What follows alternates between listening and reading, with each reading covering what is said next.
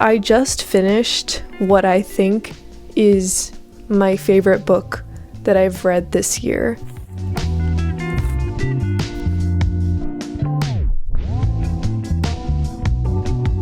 I am just so nervous that the time has finally come. The end of the story is here in my hands. Wish me luck, I guess.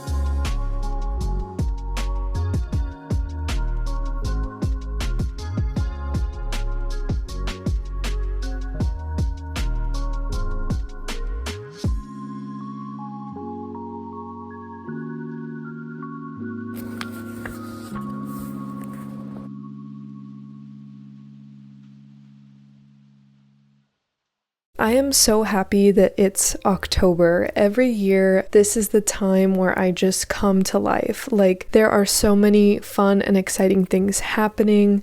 Like, there's Halloween to look forward to. There's always a great big list of spooky reads. There's apple picking, there's all sorts of fun things to do, and I'm just trying to embrace all of the October/Halloween feelings as much as I can. And speaking of feelings, my feelings feel very sensitive because I just finished what I think is my favorite book that I've read this year, and that book is Monstrilio. I literally just finished reading this, so I feel very sensitive. Everything is very fresh, obviously, and wow, this has really impacted me. I've talked about this book in my previous vlog. This is like a queer fiction book that has elements of horror and folklore, and it is just lovely and scary and very dark and depressing, and just it's everything all wrapped into one, and I really enjoyed it. The story follows these parents who are grieving the loss of their child, and our character Magos, the mother,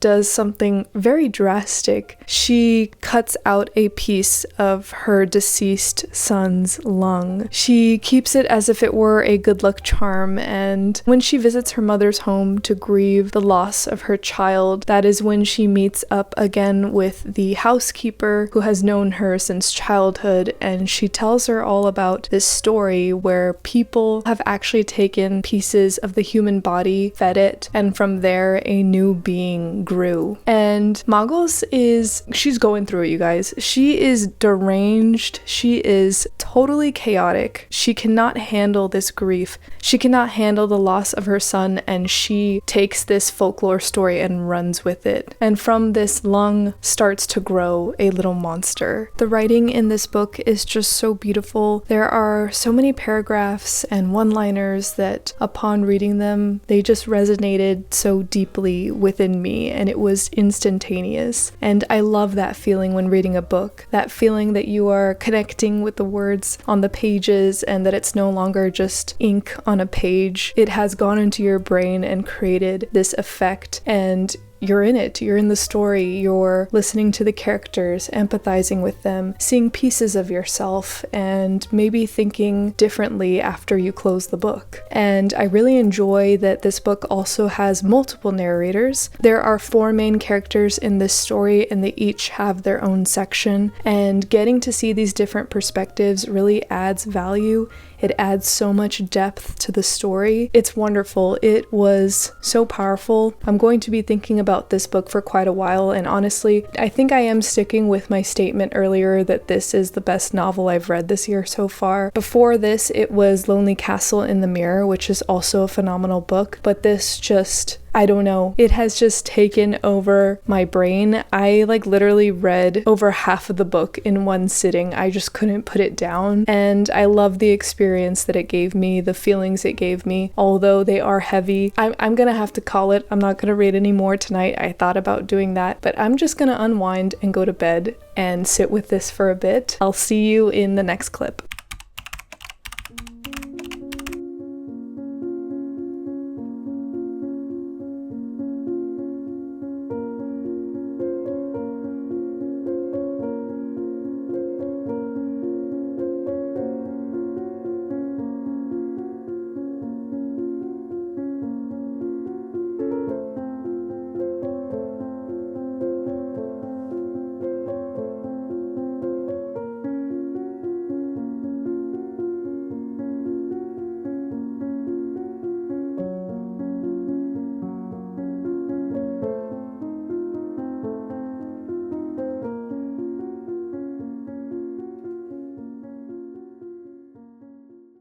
I am not even going to bother plugging in my mic, doing my proper setup, because frankly, I am not okay right now.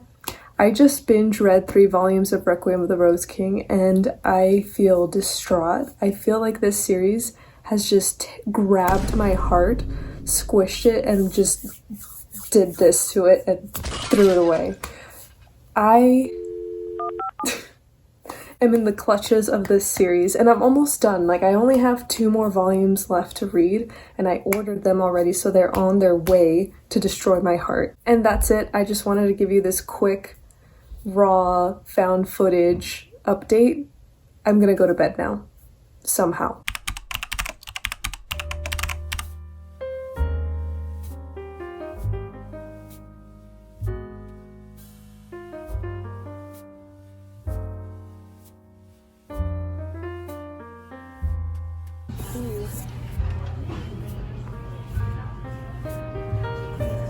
Oh, this just seems interesting, but I'll probably read it on my Kindle. Oh, I also want to read this series too eventually.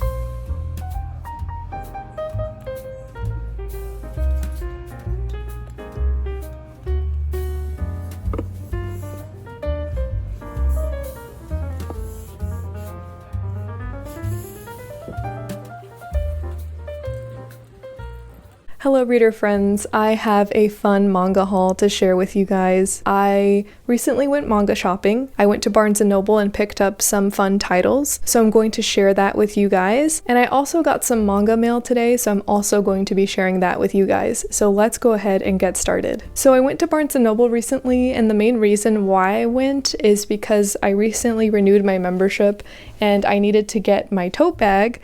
And I got this really pretty rust orange tote bag that just says a bag of books on both sides. I just really love this tote bag so much more than the one from last year, the black and gold one. This one is just way better. But anyways, we're not here for the tote bag. We're here for what's in the tote bag. So first up, this is a volume from a Slice of Life series that I've been obsessed with, and that is Hirayasumi.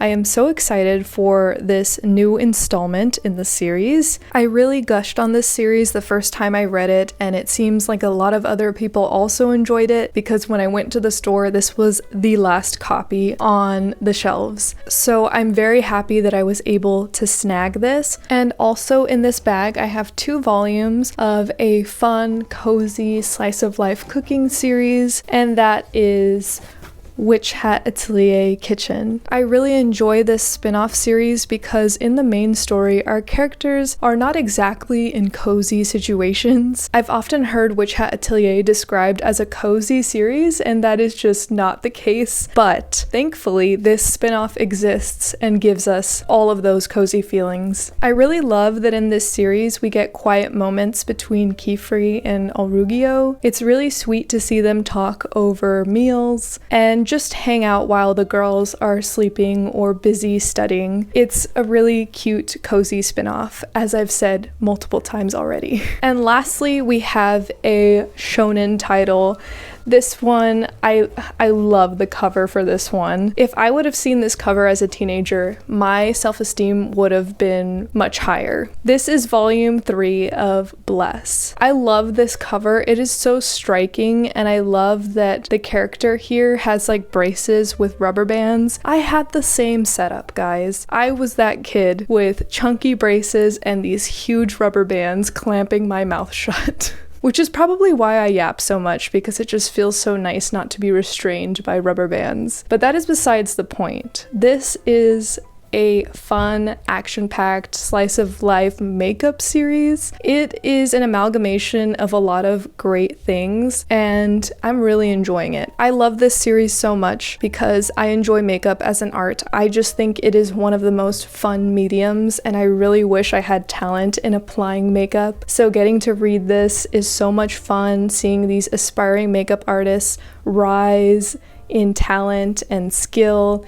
And I also really enjoy that this series doesn't give a care about gender. And what I mean is that characters wear whatever they want. You have all types of people wearing heels, wearing makeup, blouses, feminine things, masculine things. It just truly doesn't matter. People are just giving face and giving amazing outfits every day. So I love it for that reason as well. So that was my Barnes & Noble haul, and now I'm gonna show you a little mini haul that I got from the mail. So this first volume is from a series that Tsuki Notes has talked about a lot. I really love watching Tsuki Notes content. If you don't watch her stuff already, do yourself a favor and subscribe to her. This series is one that she's mentioned multiple times, and it just sounds so fun, and I'm so excited that it's finally in my hands, and that is Crossplay Love Otaku X Punk. The premise for this story just seems so sincere and sweet, original,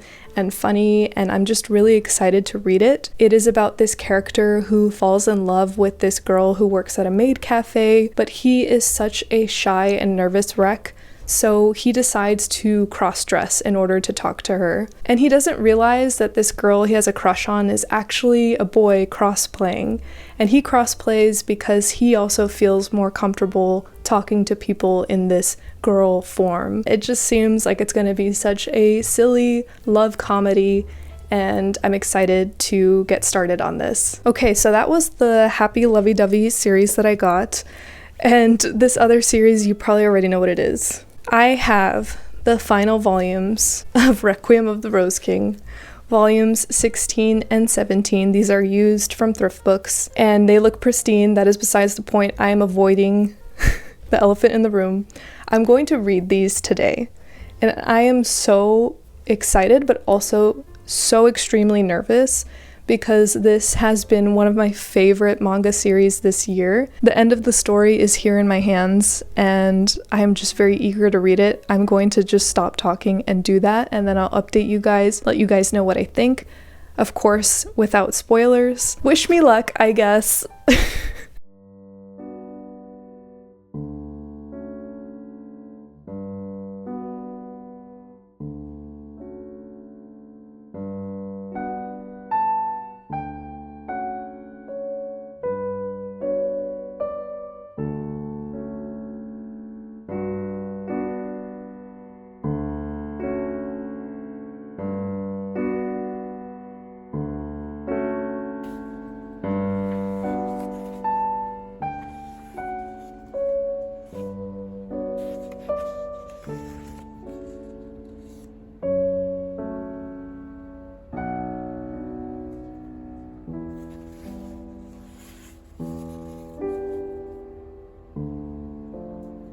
I just finished reading the last 2 volumes of Requiem of the Rose King, and I've actually tried filming this portion of the video 3 times, but the first time I got choked up, the second time my brain stopped working, so hopefully this time I don't get choked up and my brain actually functions and forms proper sentences. Okay, so Requiem of the Rose King, I'm going to say it right now.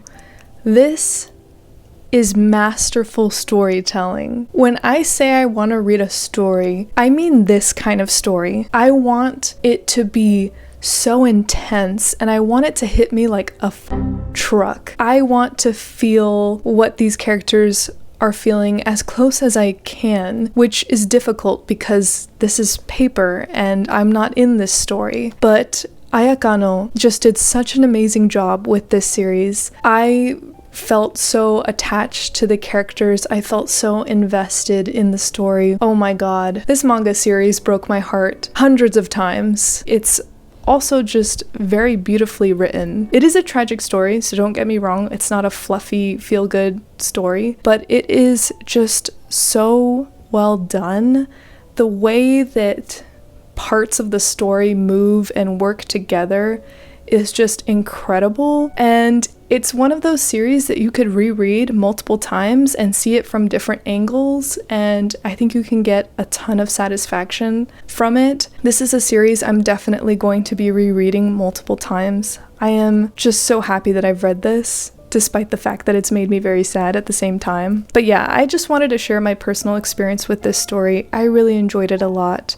I will say that if you're thinking of picking this up, please check those trigger warnings because the list is crazy and it can be very intense. But if you're looking for like a dark historical shoujo, this one is really good. It's really good. I'm going to be thinking about this for a long time. I need to just let all of this sink in. Maybe I need to like journal. Maybe I need a crying session. You know what I mean? I think I need a couple of those things to recover from this. So I'm going to leave you guys now. This is going to be the end of the video. Thank you so much for watching up until this point. I am so happy that I got to read not only one of my favorite novels this entire year, but also one of my favorite manga series this entire year, all in one vlog. I think that's super cool, and I'm glad that you guys were here to witness it with me.